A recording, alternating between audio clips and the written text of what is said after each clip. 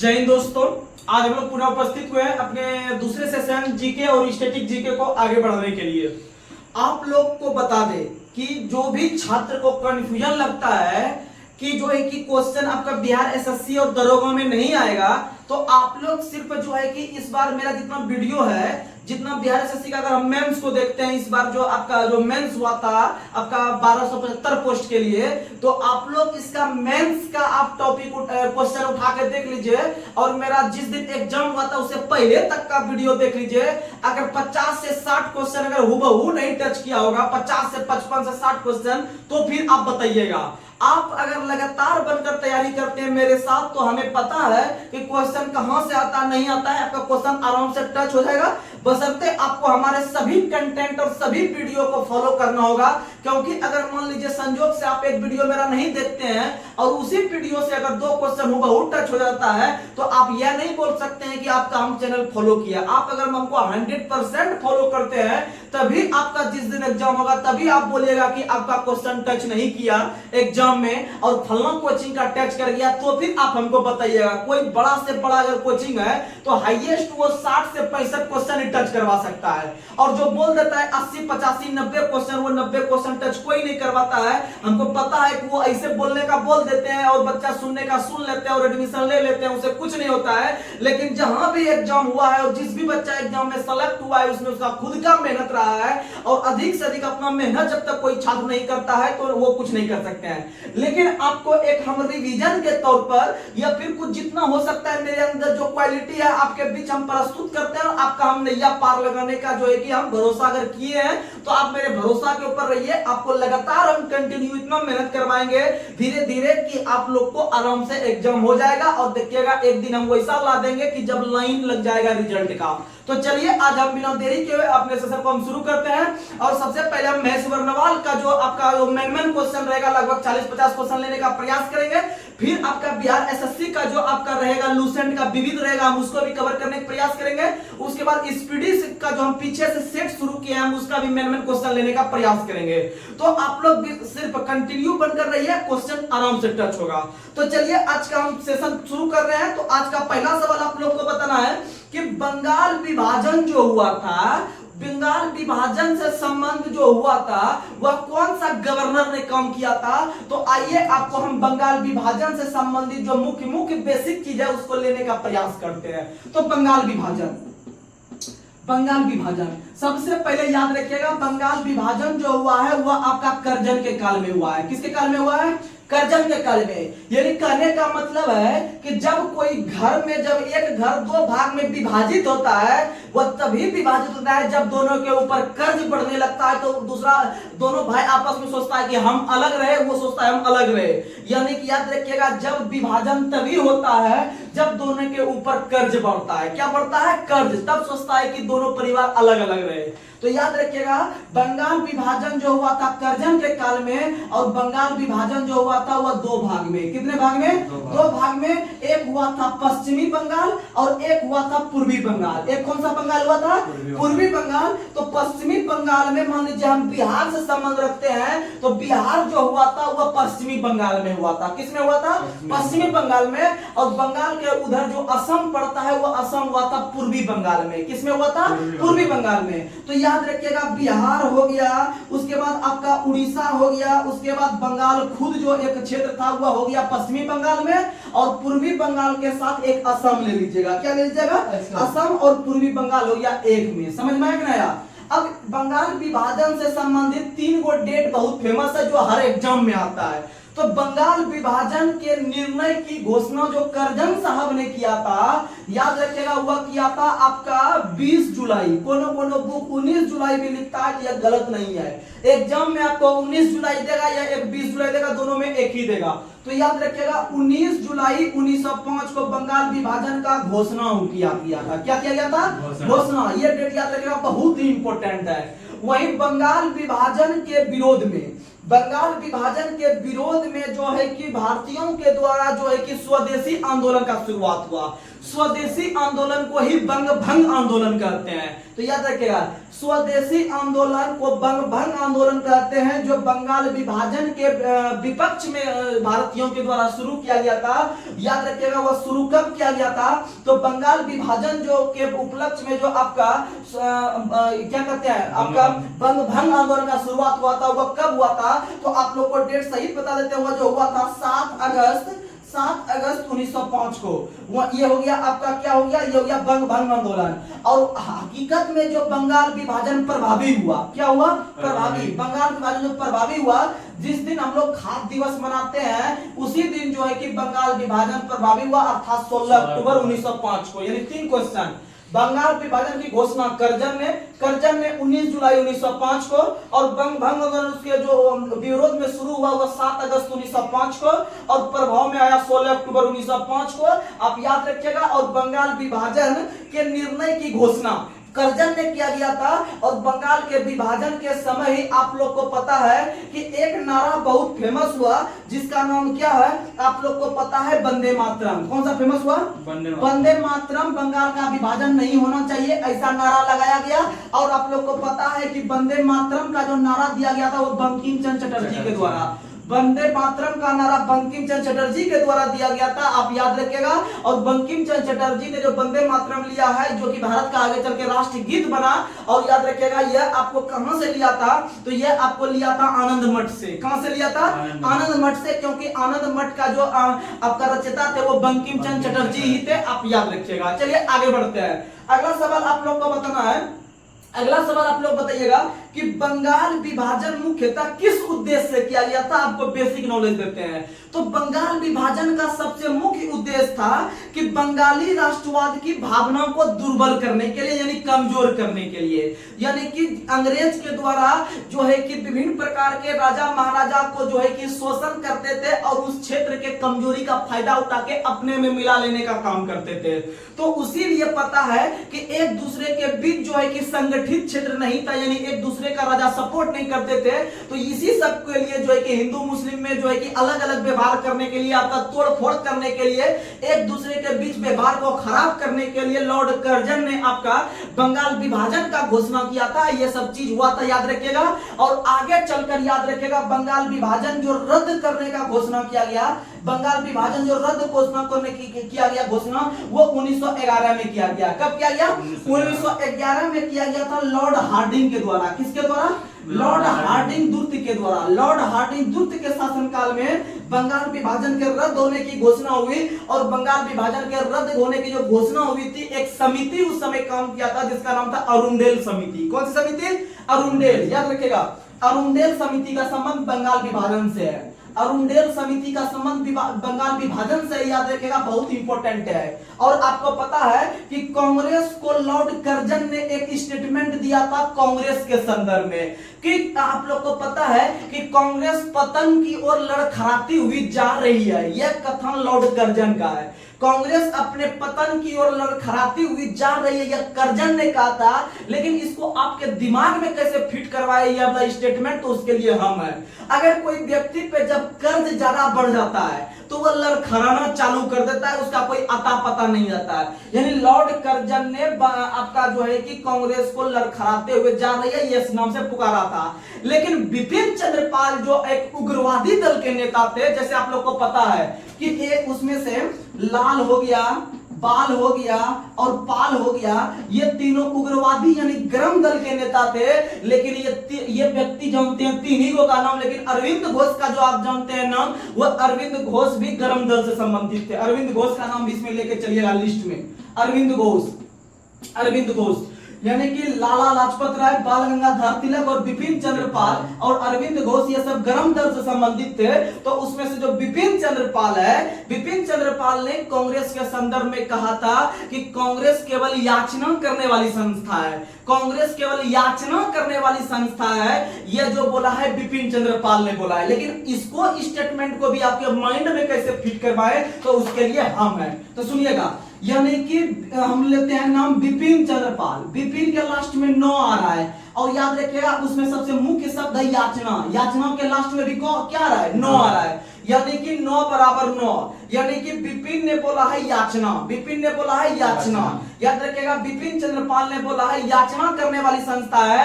वहीं यहाँ पर हम नाम लिखे अरविंद घोष का। अरविंद घोष ने भी कांग्रेस को बोला है कि कांग्रेस जो है वह क्षय रोग से मरने वाला है, कांग्रेस के लोग क्षय रोग से मरने वाला है। और आप लोग को पता है कि अभी अरविंद केजरीवाल को जो है कि जेल में बंद कर दिया है मोदी जी ने, इसीलिए इसको क्षय रोग होने का संभावना बढ़ गया है। समझ में आया कि नहीं आया? क्योंकि दिल्ली में जो है कि प्रदूषण बहुत ज्यादा रहता है, इसलिए वहां टीबी बीमारी है, टीबी बीमारी को ही क्षय रोग कहते हैं या क्षमा कहते हैं, याद रखिएगा। यानी कि अरविंद केजरीवाल को क्षय रोग या टीबी हो सकता है, इसीलिए अरविंद केजरीवाल ने कांग्रेस को कहा है कांग्रेस क्षय रोग से मरने वाली है। वहीं सॉरी अरविंद घोष ने कहा है कांग्रेस क्षय रोग से मरने वाली है। और एक और व्यक्ति है बंकिम चंद्र चटर्जी, बंकिम चंद्र चटर्जी। तो बंकिम चंद्र चटर्जी ने भी कांग्रेस को एक स्टेटमेंट के रूप में पुकारा है कि कांग्रेस के लोग पदों के भूखे राजनीतिज्ञ है, कांग्रेस के लोग पदों के भूखे राजनीतिज्ञ है। इसका मतलब इसमें एक स्टेटमेंट देखने के लिए मिल रहा है भूखा। क्या देखने को मिल रहा है? भूखा। यानी जो व्यक्ति रहता है भूखा वो किसी भी चीज को चट कर जाता है, वह किसी भी चीज को चट कर जाता है। यानी कि बंकिम चंद्र चटर्जी ने यानी कि भूखा वाला सिस्टम, वहीं अरविंद को टीबी यानी क्षय रोग होने वाला है। और आपको बताए थे विपिन चंद्रपाल ने नोआरा यानी याचना। और कांग्रेस के लोग लड़खड़ाते हुए अपने पतन की ओर जा रही है, वह करजन ने कहा है। किसने कहा है? करजन ने कहा है। वहीं आपका ये क्या कहते हैं, एक और नाम है जिसका नाम है आपका क्या, तो याद रखिएगा उसका नाम आपका है जो कि बोला था कि बाल गंगाधर तिलक। बाल गंगाधर तिलक ने बोले हैं कि कांग्रेस केवल साल में एक बार टकराती है बरसाती मेढक के तरह। तो याद रखिएगा वो बाल गंगाधर तिलक बोले हैं। किसने बोले हैं? बाल गंगाधर तिलक ने बोले हैं, जिसको हम लोग लोकमान्य के नाम से जानते हैं। किस नाम से जानते हैं? लोकमान्य के नाम से जानते हैं। लेकिन लोकनायक के नाम से जयप्रकाश नारायण को, जन नायक के नाम से कर्पूरी ठाकुर को जानते हैं। आप लोग याद रखिएगा।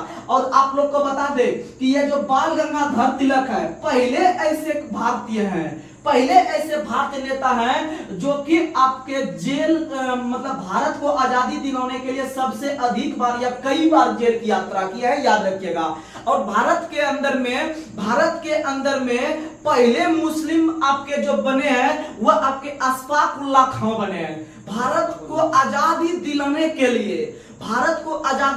के लिए आपके जो गोरखपुर से संबंध रखते हैं आपके अशफाक उल्लाह खां, वह पहले ऐसे भारतीय मुस्लिम बनते हैं जो कि आपके भारत की आजादी के लिए फांसी के तख्ते पर लटक गए। सबसे पहला रिकॉर्ड इन्हीं के नाम पे है मुस्लिम लिस्ट में। तो आप याद रखिएगा इसका संबंध गोरखपुर से था, इसीलिए आपको याद रखना है अशफाक उल्लाह खां राष्ट्रीय उद्यान गोरखपुर में है। कहां में है? गोरखपुर में है। और गोरखपुर राप्ती नदी के किनारे, आप याद रखिएगा। चलिए आगे बढ़ते हैं। अगला क्वेश्चन आप लोग को बताना है, वंदे मातरम किस आंदोलन के दौरान भारत राष्ट्र आंदोलन के प्रेरक गीत बना? तो वह स्वदेशी आंदोलन या बंगभंग आंदोलन 1905 के समय हुआ। आप याद रखने का प्रयास कीजिएगा। और राष्ट्रगीत यानी वंदे मातरम को गाने में कुल 65 सेकंड का समय लगता है, आप याद रखिएगा। और वंदे मातरम यानी कि आपका जो राष्ट्रगीत है वह पहली बार आपका 1896 ईस्वी के कलकत्ता अधिवेशन में आपके रहीमतुल्लाह सैनी की अध्यक्षता में गाया गया। आप याद रखिएगा। आगे बढ़ते हैं।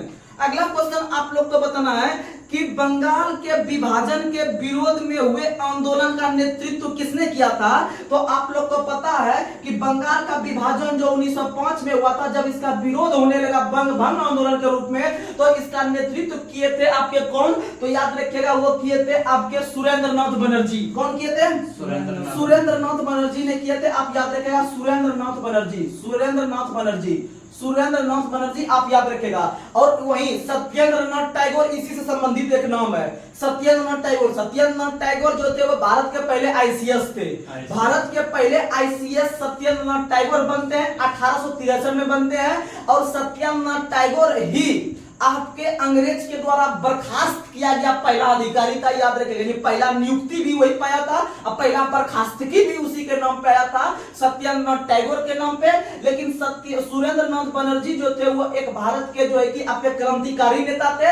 एक और व्यक्ति है आपका सुरेंद्र प्रसाद सिन्हा। सुनिएगा, सुरेंद्र सुरेंद्र प्रसाद सिन्हा पहले भारतीय व्यक्ति बनते हैं जो अंग्रेज के कार्यकारिणी परिषद का हिस्सा बनने वाले पहले व्यक्ति बने थे। सुनिएगा, यानी जब अंग्रेज का मंत्रिमंडल बनता था भारत में कार्यभार संभालने के लिए, जब ब्रिटेन के महारानी ने जो है कि यहाँ पर आपके भेजते थे, आपके रेगुलेटिंग एक्ट रहे या विभिन्न प्रकार के अधिनियम रहे, तो यानी कि अंग्रेजी कार्यकारिणी परिषद में या मंत्रिमंडल का हिस्सा बनने वाला पहला व्यक्ति जो बने थे, अब लिख देते हैं। सुनिएगा, एक है सुरेंद्र नाथ बनर्जी।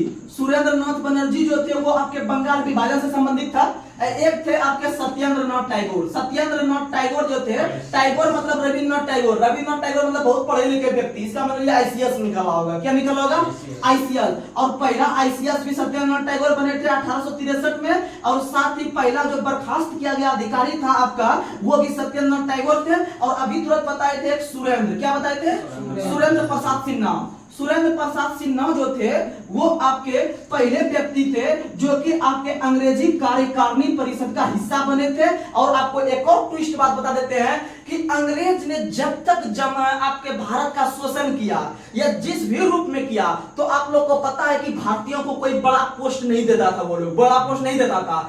तो भारत के अंदर में सबसे बड़ा पोस्ट जो हासिल किया था भारत के द्वारा, वो यही व्यक्ति हासिल किया था, आपके सुरेंद्र प्रसाद सिन्हा। सबसे बड़ा पोस्ट यही हासिल किया था सुरेंद्र प्रसाद सिन्हा, यानी कि उधर अंग्रेज के तरफ से जो पोस्ट आता था भारत में काम करने के लिए, सबसे बड़ा पोस्ट इन्हीं को दिया गया था। किसको? सुरेंद्र प्रसाद सिन्हा को, क्योंकि वो कार्यकारिणी परिषद का हिस्सा बना था। लेकिन पहला आईसीएस सत्येंद्र नाथ टैगोर और सुरेंद्र नाथ बनर्जी बंगाल विभाजन का नेतृत्व कर रहे थे 1905 में बंगाल के अंदर में। समझ में आया कि नहीं आया? तो ये सब आप क्वेश्चन याद रखिएगा। जैसे आप लोग को पता होगा कि जब भारत की सेना आप लोग को पता है जब अंग्रेज के अंदर में रह के काम कर रहे थे, यानी जिस समय 1857 का विद्रोह वगैरह नहीं हुआ था, तो उस समय क्या था कि भारतीयों को अधिक से अधिक जो पोस्ट मिलता था ना भारत के सेना को, वो आपको सूबेदार का पोस्ट मिलता था। कौन सा पोस्ट? यानी कि भारतीय सेना को दिया जाने वाला सबसे बड़ा पोस्ट अंग्रेज के जमाने में कौन सा था? सूबेदार। और आप लोग को पता होगा करंट के तौर पे कि हाल ही में जो नीरज चोपड़ा को जो गोल्ड मेडल मिला है वो आर्मी से संबंधित है। वो आर्मी में काम करते थे और आर्मी में वो यही पोस्ट पे थे, सूबेदार के पोस्ट पे थे। ठीक है, तो याद रखिएगा कि अंग्रेज के जमाने में भारतीय सेना को दिया जाने वाला सबसे बड़ा पोस्ट कौन सा है? सूबेदार। और नीरज चोपड़ा भी कौन सा पोस्ट पे था?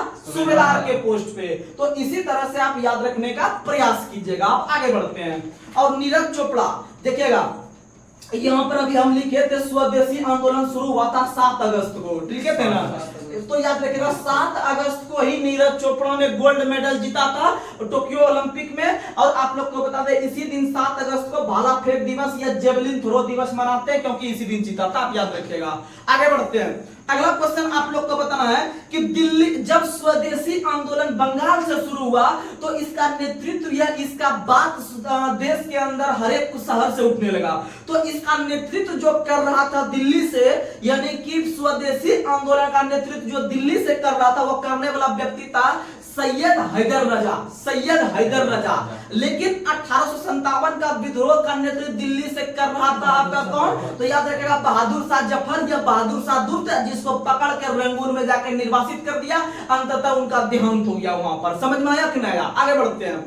अगला क्वेश्चन आप लोग को बताना है कि स्वदेशी आंदोलन का नेतृत्व दिल्ली में तो हम समझ लिए, दिल्ली में समझ लिए कि कौन किया था? हैदर राजा किया था। लेकिन इसका नेतृत्व दक्षिण भारत में अर्थात चेन्नई में कौन किया था? तो देखते हैं चेन्नई में पिल्लई फिल्लई करके नाम रहता है बहुत आदमी का, ठीक है? तो याद रखिएगा इसका नेतृत्व पिल्लई किया था। कौन किया था? पिल्लई किया था। पिल्लई किया था मद्रास में। पूरा नाम है चिदम्बरम पिल्लई, ठीक? और मद्रास को पहले मद्रास का नया नाम चेन्नई है। आगे बढ़ते हैं। अगला क्वेश्चन आप लोग को बताना है कि ब्रिटिश पत्रकार का नाम बताएं, ब्रिटिश पत्रकार का नाम बताएं जो कि स्वदेशी आंदोलन से जुड़ा हुआ था। तो आप लोग को बता दें इसका नाम था आपका नेविन्सन। क्या नाम था? नेविन्सन। नेविन्सन नाम का पत्रकार स्वदेशी आंदोलन से जुड़ा हुआ था भारत में। आप लोग याद रखिएगा।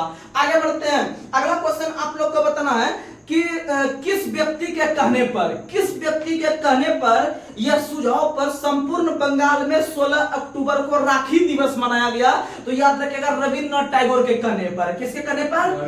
रविन्द्रनाथ टैगोर के कहने पर, क्योंकि 16 अक्टूबर 1905 को बंगाल विभाजन प्रभावी हुआ था, यही उसका जो है कि रुझान देखने के लिए मिलने लगा। ठीक है, तो उसी दिन रविन्द्रनाथ टैगोर के कहने पर जो है कि राखी दिवस संपूर्ण देश में मनाया और उसी दिन पहली बार शोक दिवस मनाया। कौन सा दिवस?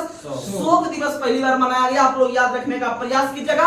और रविन्द्रनाथ टैगोर का संबंध जो था वह विभिन्न प्रकार के क्षेत्र से संबंधित था। जैसे आप लोग बोल सकते हैं वो साहित्यकार भी थे बहुत बड़े इंडिया के, साथ ही साथ रविन्द्रनाथ टैगोर बहुत बड़े निबंधकार भी थे, निबंध भी लिखते थे। निबंध और कविता और पुस्तक में अंतर होता है, समझिएगा।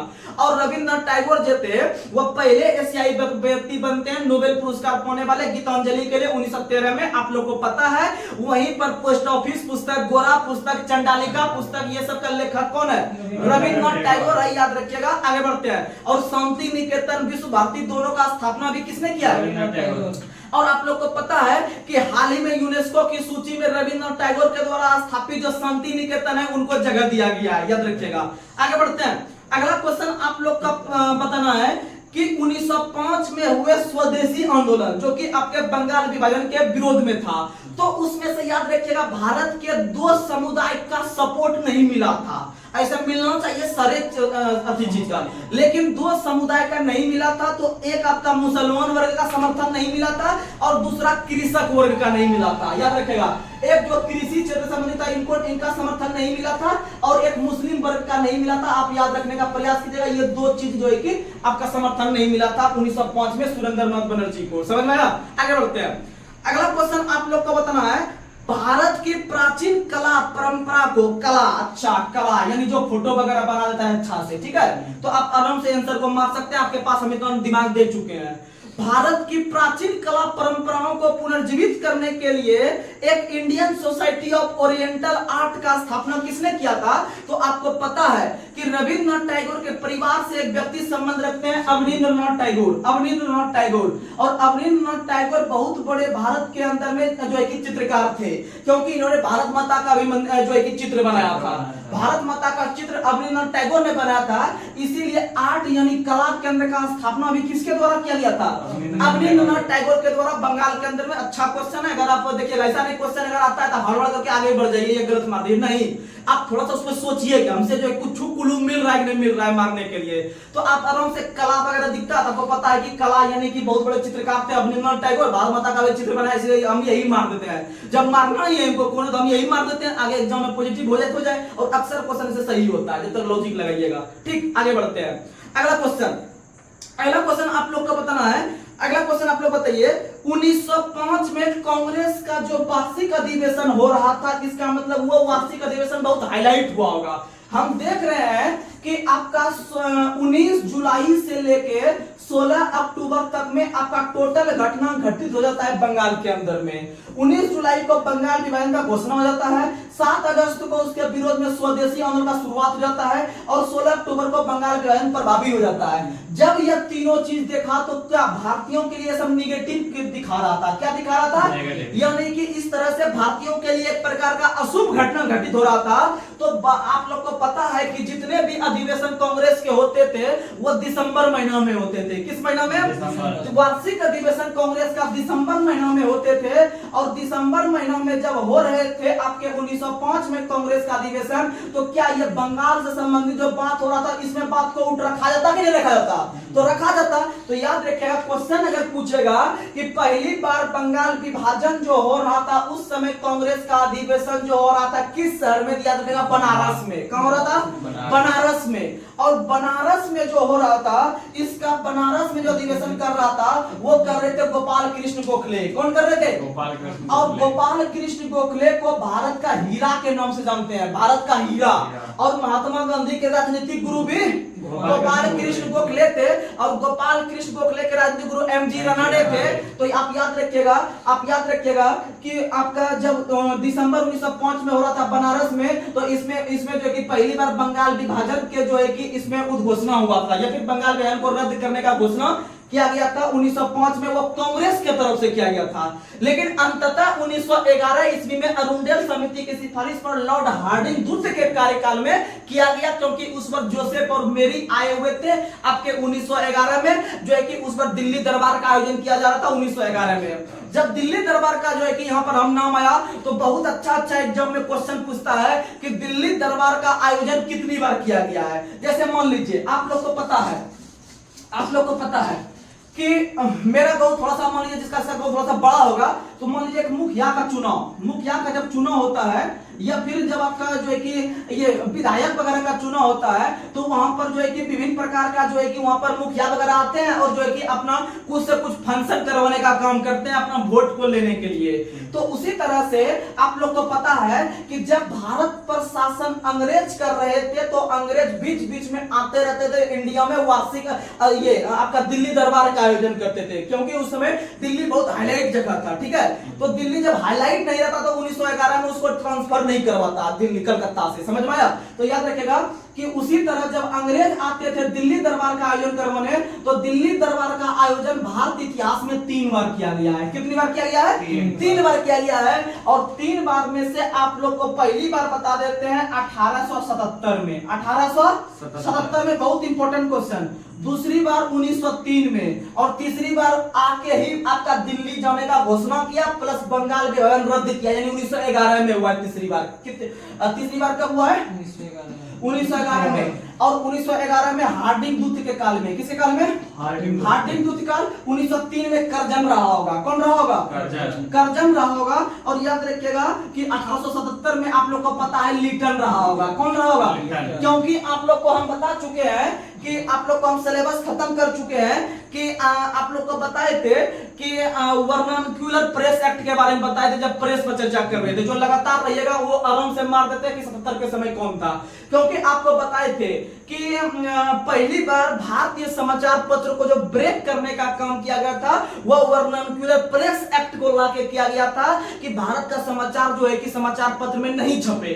तो उसके लिए वर्नाक्यूलर प्रेस एक्ट लिटन ने 1878 में लाया था। 1878 में लाया था, इसका मतलब 77 में कौन होगा? लिटन। 77 में कौन होगा? लिटन। आप याद रखने का प्रयास कीजिएगा। 3 में करजन, 11 में हार्डिंग दूत था। समझ में आया? ये 3 बार दिल्ली दरबार का आयोजन हुआ है, और तीनों बार एग्जाम में क्वेश्चन पूछेगा कि अंतिम बार कब हुआ? 1911 में। पहली बार कब हुआ? 77 में। अब कब किसके किसके शासनकाल में हुआ है? आप आराम से याद रखिएगा। और आप लोग को बता दे कि क्वेश्चन पूछेगा कि निम्न में से किस वर्ष दिल्ली दरबार का आयोजन नहीं किया गया है, तो आपको ये तीनों याद रखना पड़ेगा। तीनों याद रखिएगा, क्वेश्चन हो जाएगा। चलिए आगे बढ़ते हैं। अगला क्वेश्चन आप लोग को बताना है। अगला क्वेश्चन, स्वदेशी आंदोलन का आलोचक वह पूर्व व पश्चात के मध्य एक बेहतर संबंध का समर्थक कौन था? रविन्द्रनाथ टैगोर। कौन था? रविन्द्रनाथ टैगोर। याद रखिएगा, ये सब कथन है, आपको याद रखना पड़ेगा, इसमें कोई लॉजिक नहीं है। और रविन्द्रनाथ टैगोर ने पता है कि जब महात्मा गांधी के द्वारा विदेशी कपड़ों का बहिष्कार जब जलाया जा रहा था, तो रविन्द्रनाथ टैगोर ने कहा था यह एक बिल्कुल निष्ठुर बर्बादी है। वहीं आपके जो सरोजिनी नायडू थे, जो उत्तर प्रदेश की पहली महिला मुख्यमंत्री बनती है, और राज्यपाल बनती है, और भारत के अंदर में भारत राष्ट्र कांग्रेस की पहली महिला भारतीय अध्यक्ष बनती है 1925 में कानपुर अधिवेशन से। तो जो है कि उन्होंने कहा था राज्यपाल के संदर्भ में कि राज्यपाल केवल एक प्रकार के सोने की चिड़िया की तरह पिंजड़े में बंद है, पिंजड़े में बंद है, यानी इसको कोई खास अधिकार नहीं है। आप याद रखने का प्रयास कीजिएगा। चलिए आगे बढ़ते हैं। अगला क्वेश्चन आप लोग को बताना है, 1905 में बंगला पत्रिका संजीवनी, बहुत फेमस क्वेश्चन। 1905 में बंगला पत्रिका संजीवनी का संपादक किसने किया था? तो संजीवनी यानी संजीवनी बूटी आप लोग को पता होगा। संजीवनी बूटी जो समझिएगा वो हनुमान जी लाने गए थे, लेकिन आप लोग को बता दे, आप लोग को कृष्ण भगवान को लाने के लिए भेजना है। किसको भेजना है? कृष्ण भगवान। आपको इतना सा अगर याद रखिएगा, हनुमान जी की जगह कृष्ण भगवान याद रखिएगा, आपका काम क्लियर हो जाएगा। बहुत याद करना है एग्जाम के लिए। याद रखिएगा, संजीवनी नाम का पत्रिका का जो प्रकाशन किया था 1905 में, वो करने वाले व्यक्ति थे आपके कृष्ण कुमार मित्र। कृष्ण कुमार मित्र। आराम से आपका हो जाएगा क्वेश्चन क्लियर। तो चलिए आज का हम लोग अब लूसेंट पे चलते हैं। थोड़ा सा हम लोग पुस्तक देखने का प्रयास करते हैं जो एग्जाम में क्वेश्चन आता है। तो आप लोग को बताना है कि ज्ञानपीठ पुरस्कार के तहत दी जाने वाली राशि कितनी है? 11 लाख। कितना है? 11 लाख। और ज्ञानपीठ पुरस्कार का जो शुरुआत हुआ था, ज्ञानपीठ पुरस्कार का शुरुआत 1961 से हुआ है। कब से हुआ है? 1961 से हुआ है ज्ञानपीठ पुरस्कार का शुरुआत। लेकिन बहुत पुस्तक 1965 लिखता है, लेकिन 1965 में पहली बार दिया गया, पहली बार दिया गया। लेकिन इसका जो गठन किया गया था इस पुरस्कार का, वो किया गया था 1961 से। और 1961 से अब हम स्टैटिक बताएंगे। स्टैटिक पे आपको अड़िग रहना पड़ेगा। स्टैटिक किसी भी एग्जाम के लिए बहुत रामबाण जो है किया है, क्योंकि स्टैटिक बहुत का नहीं पढ़ना चाहता है, लेकिन आपको याद रखना पड़ेगा। हम धीरे धीरे आपको याद करवा देंगे।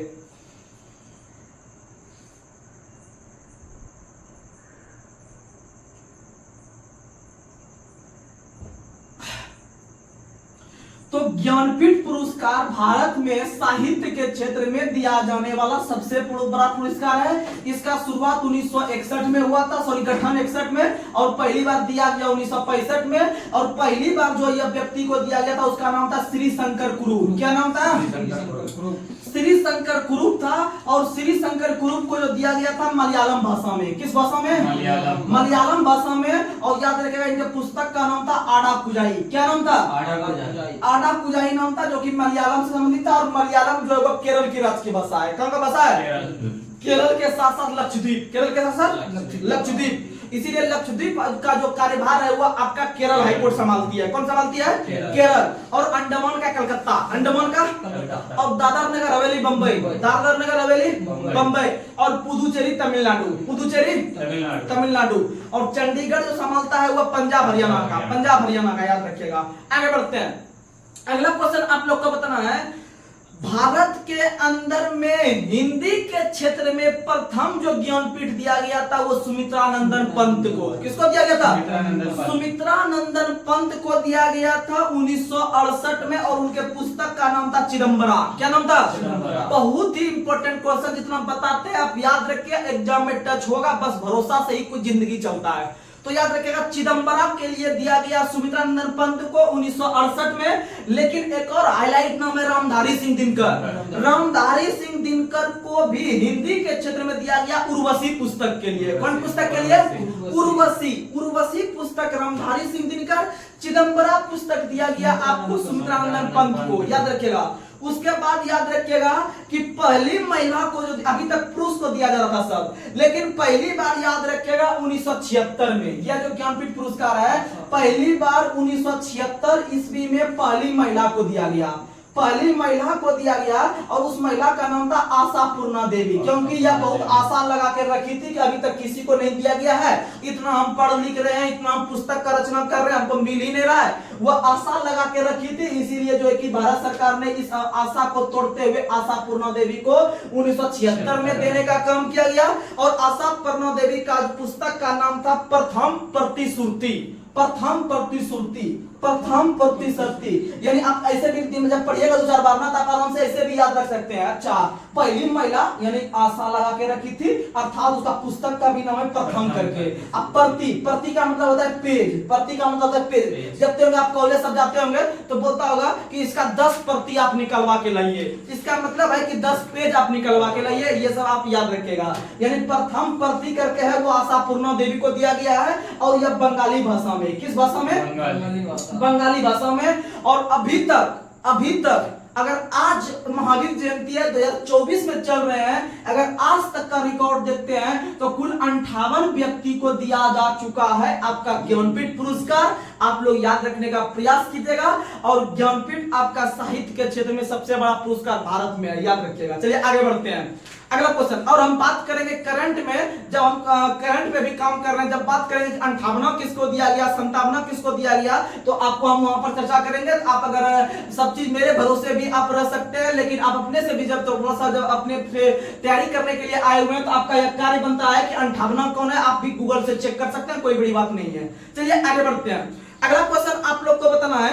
अगला क्वेश्चन, पहली बार देखिएगा, पहली बार किसको दिया गया पता चल गया। अब पहली बार हिंदी में किसको दिया गया आपको पता चल गया होगा, सुमित्रानंदन पंत को। ठीक, लेकिन पहली महिला को किसको दिया गया आपको पता चल गया होगा। लेकिन पहली अगर पूछे कि पहली बार अंग्रेजी भाषा में किसको दिया गया, क्योंकि साहित्य भारत का सबसे अधिक हिंदी में लिखा जाता है या फिर दूसरा भाषा में लिखा जाता है, लेकिन अंग्रेजी में जो है कि भारत का अंग्रेजी बहुत दूर दूर तक रहता है, तो याद रखिएगा पहली बार अंग्रेजी भाषा में जो दिया गया ज्ञानपीठ पुरस्कार वो बहुत लास्ट में आके दिया गया 2018 में। कब दिया गया? 2018 में दिया गया अमिताभ घोष को। किसको दिया गया? ये स्टैटिक क्वेश्चन है, अच्छा क्वेश्चन है कि पहला व्यक्ति का नाम बताए जिनको अंग्रेजी भाषा में दिया गया था। अमिताभ घोष याद रखिएगा नाम। क्या याद रखिएगा? अमिताभ घोष का 4-5 पुस्तक बताते हैं, एग्जाम में इनका पुस्तक पूछा जाता है, तो याद रखिएगा the circle of reason, the shadow line, the Calcutta chromosome, the glass palace, the hungry tide, river of smoke और फ्लड ऑफ फायर। बहुत इंपॉर्टेंट है फ्लड ऑफ फायर, आप याद रखिएगा और आपको हम एकदम रटवा देंगे। जैसे एग्जाम में या क्यूज में कहीं आएगा या सेट में भेटाएगा तो आप आराम से इसको टिक आउट कर सकते हैं। तो एक बार फिर से बता देते हैं, बहुत इंपॉर्टेंट है। यानी इनका संबंध कलकत्ता से था, घोष सब कलकत्ता से रहता है, बनर्जी वगैरह कलकत्ता से रहता है। तो द कलकत्ता क्रोमोसोम आराम से मार सकते हैं, द कलकत्ता क्रोमोसोम हो गया किसका? हो गया आपका अमिताभ घोष का। वहीं द स्मोक यानी स्मोकिंग भी कलकत्ता का आदमी बहुत करता होगा, जो कलकत्ता का आदमी आता होगा या फिर आप देखते होंगे जो बिहार में से संबंध रखते होंगे झारखंड से, तो देखते होंगे जब बंगाली वगैरह बेचने के लिए आता है कोई सामान तो वह मिनटे मिनटे पे जो कि बीड़ी पूरा फूक फूक करते रहता है, पूरा बीड़ी पीता है बंगाली आदमी, ठीक है। तो आप ये याद रखिएगा वो बहुत स्मोकिंग करता है, यानी स्मोक करता है, यानी स्मोक करके भी पुस्तक आएगा तो आप अमिताभ घोष लगा दीजिएगा। और वहीं आपका कलकत्ता से आ रहा है आदमी यानी कि कलकत्ता क्रोमोसोम भी रहेगा, अमिताभ घोष लगा दीजिएगा। समझ में आया कि नहीं आया?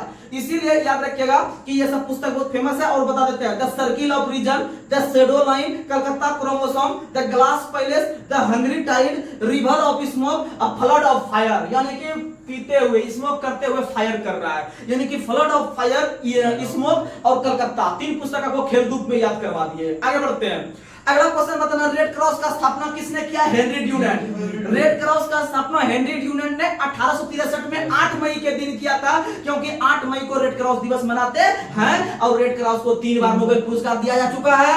पहली बार 1917 में, दूसरी बार 44 में, तीसरी बार 63 में। आप याद रखिएगा। और संस्थापक हेनरी ड्यूनेंट थे, आपको याद रखना है। और रेड क्रॉस जो है कि वह स्वास्थ्य से संबंधित काम करती है और WHO भी स्वास्थ्य से संबंधित काम करती है, इसीलिए दोनों का मुख्यालय जेनेवा। दोनों का मुख्यालय जेनेवा। अगर अच्छा से काम नहीं करेगा तो जान जा सकती है।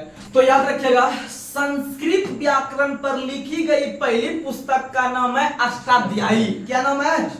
अष्टाध्यायी। और अष्टाध्यायी के लेखक भी पाणिनि है, इसीलिए संस्कृत व्याकरण के जनक भी पाणिनि है। संस्कृत व्याकरण के जनक भी पाणिनि है। लेकिन याद रखिएगा सांस्कृतिक भूगोल के जनक, बहुत अच्छा क्वेश्चन, जो लड़का बिहार एसएससी का या बिहार दरोगा का तैयारी कर रहे होंगे उनके लिए ज्योग्राफी में बहुत सारा स्टेटमेंट है, तो वो सब स्टेटमेंट जो है कि एग्जाम में बहुत आता है, बहुत ज्यादा स्टेटमेंट आता है। यानी कि फलना जनक कौन कहलाते हैं, या ये महाद्वीप विस्थापन सिद्धांत किसने दिया है, या फिर आपका रेडियो एक्टिविटी सिद्धांत किसने दिया है, ये सब क्वेश्चन बिहार एसएससी में आता है। और विविध जो अभी कर रहे हैं ये क्वेश्चन भी भर भर के एसएससी में आता है। इसीलिए आप लोग पॉजिटिव होकर तैयारी कीजिए। जो बता रहे हैं अपना एक्सपीरियंस बता रहे हैं, एग्जाम में टच होगा और आगे हम भी रहेंगे, आप भी रहिएगा। अगर नहीं क्वेश्चन टच होगा तो आपको बोलने का मौका फुल मिलेगा, आप बोल सकते हैं। और जिस दिन क्वेश्चन टच हो जाएगा तो फिर हमको बोलने का मौका दीजिएगा और हम तब तक रुकेंगे नहीं। चलिए आगे बढ़ते हैं। तो आप लोग याद रखिएगा संस्कृत व्याकरण के जनक पाणिनि। कौन है? और पाणिनि ने कोई पुस्तक लिखा है वेद व्यास। कौन सा पुस्तक? सॉरी अष्टाध्यायी। कौन सा पुस्तक? अष्टाध्यायी के लेखक है आपके पाणिनि। आगे बढ़ते हैं। अगला क्वेश्चन, शांति निकेतन का स्थापना रविन्द्रनाथ टैगोर। शांति निकेतन का स्थापना रविन्द्रनाथ टैगोर। पवनार आश्रम का स्थापना विनोबा भावे। पवनार आश्रम का स्थापना विनोबा भावे। पवनार आश्रम का स्थापना विनोबा भावे ने महाराष्ट्र में किया है। कहां में किया है? महाराष्ट्र में किया है, याद रखिएगा। और विनोबा भावे जो है कि बहुत अच्छे क्रांतिकारी नेता थे, याद रखिएगा। आगे बढ़ते हैं। अगला क्वेश्चन, लीग ऑफ नेशंस के संस्थापक कौन है? तो आप लोग को बता दे कि जब 1914 से लेकर 1918 तक प्रथम विश्व युद्ध हुआ था तो उसके बाद जो है कि राष्ट्र संघ का स्थापना किया गया। किसका स्थापना? राष्ट्र संघ का स्थापना किया गया था। और राष्ट्र संघ का जो स्थापना किया गया था वह आपका 1920 में किया गया था। राष्ट्र संघ का स्थापना जनवरी 1920 में किया गया था, लगभग 10 जनवरी के आसपास जो किया गया था यह वुडरो विल्सन के द्वारा किया गया था। किसके द्वारा किया गया था? वुडरो विल्सन के द्वारा किया गया था। याद रखिएगा, वुडरो विल्सन के द्वारा, क्योंकि वुडरो विल्सन जो थे उस समय अमेरिका के राष्ट्रपति थे। उस समय अमेरिका के राष्ट्रपति। रुकिए, आपको हम एक जुगाड़ देते हैं, यहाँ बच्चा बहुत कंफ्यूज करता है, आपको जुगाड़ देते हैं, सुनिएगा।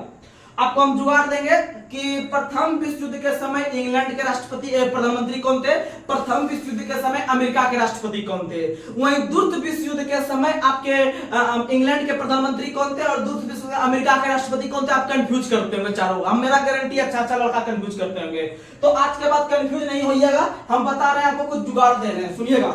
इस जुगाड़ को अपने जहन में लीजिएगा, 2-4 बार रिकॉल कीजिएगा और 1-2 बार किसी दूसरे अपने दोस्त को बताने का प्रयास कीजिएगा और तब भूल नहीं सकते हैं। देखिएगा, आप लोग को पता है कि प्रथम विश्व युद्ध में हमारा विश्व 2 गुटों में बटा हुआ था, एक मित्र राष्ट्र, एक धुरी राष्ट्र।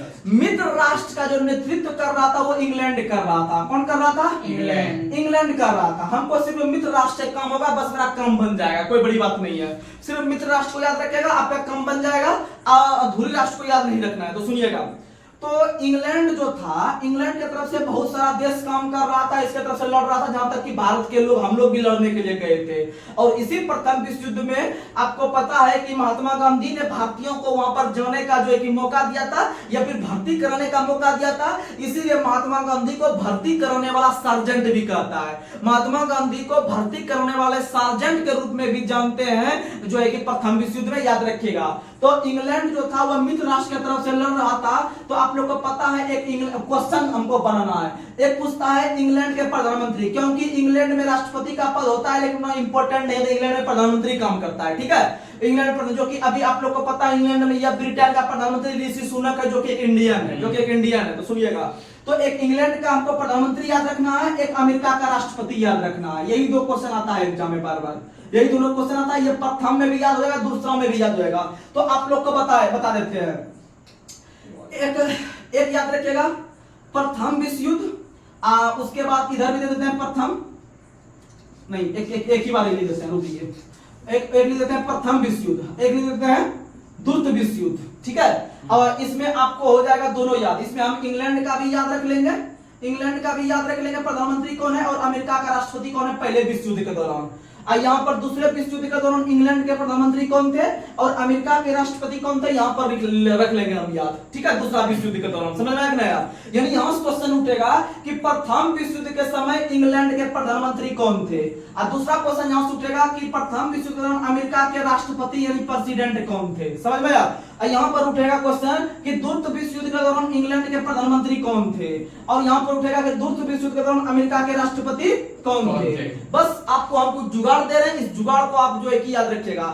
यानी मान लीजिए कि आप जिस दिन शादी वगैरह में जाते हैं या गांव में आप जाते हैं, तो आप क्या करते हैं अपने दोस्तों में कि वहां पर जा रहे हैं चढ़ने के लिए। क्या करने के लिए? चढ़ने के लिए, अपना बिहारी भाषा में चढ़ने के लिए। चढ़ने का मतलब होता है जाके दोमेंगे, यानी खाएंगे। क्या करेंगे? खाएंगे। तो याद रखिएगा कि हम लोग जाबू यानी वहां पर जाएंगे तब न चढ़ेंगे, वहां पर जाएंगे तब चढ़ेंगे, ये नहीं कि हम आके हम खा लेंगे, नहीं। यानी कि जाबू तब चाड़ू, जाबू तब चाड़ू, जाबू तब चाड़ू, बस काम बन गया। यानी कि हमको वहां जाएंगे, भोजपुरी में याद रखेगा जाबू, और तब जाके क्या करूं? चाड़ू। क्या करूं? चाड़ू, काम बन गया। यानी कि पहले आपको इंग्लैंड का याद रखना है, ये जो पहला अक्षर आएगा वो इंग्लैंड के लिए आएगा, ठीक है। और इसमें जो दूसरा अक्षर आएगा वो अमेरिका के राष्ट्रपति के लिए आएगा। और इसमें जो चौ वाला आएगा वो द्वितीय विश्व युद्ध के दौरान इंग्लैंड का प्रधानमंत्री का नाम शुरू होगा, और ये अमेरिका का ये सेकंड वाला जाएगा, रूजवेल्ट जाएगा। समझ में आया? अब आराम से क्लियर हो गया होगा। यानी इसका इंग्लैंड का प्रधानमंत्री जॉर्ज से बना देते हैं लॉर्ड जॉर्ज। क्या बना देते हैं? Lord George. यानी कि प्रथम विश्व युद्ध के दौरान इंग्लैंड के प्रधानमंत्री जॉर्ज साहब हैं। कौन है? जॉर्ज साहब। यानी अगर आप ये 2 अक्षर याद रखते हैं आपका कम देखिए कितना कॉन्फिडेंस है। तो चारों ऑप्शन जब आएगा ना तो चारों ऑप्शन में कंफ्यूजन आ जाता है, क्या मारे क्या नहीं मारे, बच्चा कंफ्यूज करेगा। लेकिन जब आपको इस पर जुगाड़ देंगे हम तो आप एकदम 100% धर के मार के आइएगा और आपका रिजल्ट होगा। क्योंकि अगर एक भी क्वेश्चन अगर आप इजी प्रेशर में गलती कर देते हैं आप बाहर हो सकते हैं एग्जाम से। सुनिएगा, यानी जोसेफ लॉयड जॉर्ज और अमेरिका के प्रथम विश्व युद्ध जो राष्ट्रपति थे वो यानी वू सेंसर का यानी वुडरो विल्सन, क्या आएगा वुडरो विल्सन। और यही वुडरो विल्सन ने राष्ट्र संघ का नामकरण किया था, जो कि अभी यूनाइटेड नेशंस का हम याद कर रहे थे वहां पर संस्थापक 1920 में 10 जनवरी के दिन किया था, याद रखिएगा वुडरो विल्सन ने, जो उस समय अमेरिका के राष्ट्रपति के रूप में काम कर रहे थे। अब आते हैं चढ़ने पे, अब तो हम सिर्फ गए ही हैं वहां पर, जाओ हुए हैं, लेकिन अब चढ़ना शुरू होगा। यानी याद रखिएगा ये जो चौ आएगा वो इंग्लैंड के प्रधानमंत्री आएगा द्वितीय विश्व युद्ध के दौरान, यानी चौ से नाम आएगा चर्चिल, क्या नाम आएगा, और यही चर्चिल ने महात्मा गांधी को अर्धनग्न फकीर कहा था। और अर्धनग्न फकीर महात्मा गांधी ही नहीं, इसको बोलते हुए देख के फ्रैंक मोरिस ने भी बोल दिया था। यानी महात्मा गांधी को अर्धनग्न फकीर जो कहा था वह चर्चिल ने कहे ही थे, साथ ही साथ फ्रैंक मोरिस ने, किसने कहा था, बस। वहीं अमेरिका के राष्ट्रपति द्वितीय विश्व युद्ध दौरान रूस से नाम होगा रूजवेल्ट, क्या नाम होगा, रूजवेल्ट, समझ में आया। लेकिन जब भारत आजाद हो रहा था, ये तो था आपका द्वितीय विश्व 1945 तक था, लेकिन जब भारत आजाद का घोषणा किया था तो याद रखिएगा भारत को आजाद होने की घोषणा जो किया था वह आपके इंग्लैंड के प्रधानमंत्री क्लीमेंट एटली ने किया था। किसने किया था, क्लीमेंट एटली ने किया था भारत को आजाद करने की घोषणा। तो अब बताइए आप कंफ्यूज हो सकते हैं, नहीं हो सकते हैं, यानी वो आपको ये याद रखना है और आपको ये याद रखना है, काम बन गया। ये जो सटना है यानी पहला जो जाबू बोलिएगा वो पहला विश्व युद्ध में, और पहला विश्व युद्ध में आपका जो होगा वो इंग्लैंड, क्योंकि इंग्लैंड ढेर मास्टरमाइंड था लड़ने वाला। अमेरिका किसी का मतलब अमेरिका भले लड़ने वाला था किसी का सहयोगी देश के रूप में, लेकिन पर्सनल उससे लड़ाई नहीं था। पर्सनल लड़ाई आपका मित्र राष्ट्र इंग्लैंड से था और धुरी राष्ट्र जर्मनी से था। धुरी राष्ट्र किससे था, जर्मनी से। आपको थोड़ा बहुत भी अगर पढ़े होंगे अभी तक, तो मित्र राष्ट्र इंग्लैंड था और धुरी राष्ट्र का नेतृत्व जर्मनी कर रहा था। दोनों यानी कि जब गांव में दो पार्टी में लड़ाई होता है, एक पार्टी का कोई मुद्दा बनाया जाता है आदमी का, उस पार्टी से भी कोई मुद्दा बनाया जाता है कि उसके विरुद्ध लड़ता है, तब अगर मार स्टार्ट होता है तो दोनों पार्टी का आदमी पहुंच जाता है। तो वही चीज हुआ था, इंग्लैंड की तरफ से भी पहुंचा था और इधर आपके जर्मनी की तरफ से भी पहुंचा था। तो आप याद रखिएगा इंग्लैंड के तरफ का पार्टी का नाम था मित्र राष्ट्र और जर्मनी के तरफ का पार्टी का नाम था धुरी राष्ट्र, समझ में आया। तो उसमें से याद रखना है कि पहला जो नाम आएगा जो वाला वो इंग्लैंड का आएगा, दूसरा वाला जो आएगा वो अमेरिका का नाम लेके आएगा। किसका नाम लेके, अमेरिका। उसी तरह से यहाँ पर होगा इंग्लैंड और अमेरिका, समझ में आया, जाबू चाड़ू, जाबू चाड़ू। तो चलिए आज हम यहीं पर सेशन को ब्रेक करते हैं, तब तक के लिए आप लोग रिवीजन करते रहिएगा और कहीं भी अगर कोई सी भी क्वेश्चन में कंफ्यूजन आएगा तो बेहिचक जो है कि आप कमेंट बॉक्स में लिख सकते हैं और उस हर एक कमेंट को हम जो है कि देखने का प्रयास करते हैं और जहां पर भी कमी लगता है, अगर एक दो क्वेश्चन अगर गलती से अगर कुछ हो जाता है आपका तो आप लोग हमको बताइएगा, हम लोग उसको सुधार करने का प्रयास करेंगे। तब तक के लिए जय हिंद, जय भारत।